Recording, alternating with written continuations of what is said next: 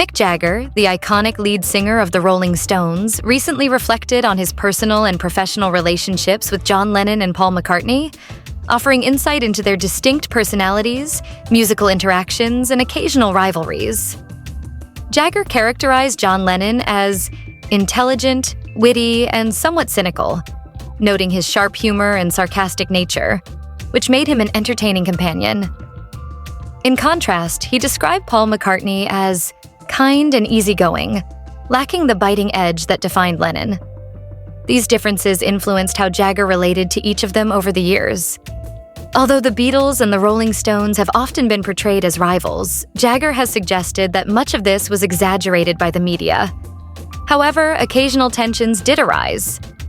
In 2021, McCartney referred to the Rolling Stones as a blues cover band, implying they were less innovative than the Beatles.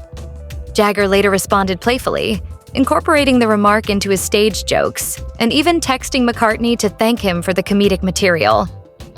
He also reminded fans that the Beatles themselves began as a blues cover band, emphasizing their shared origins, collaboration, and musical connections.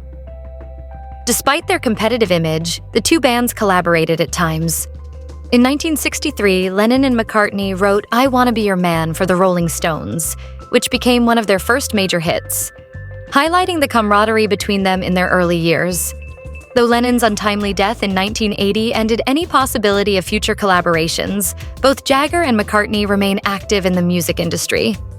Their intertwined history continues to captivate fans, cementing their lasting influence on rock and roll.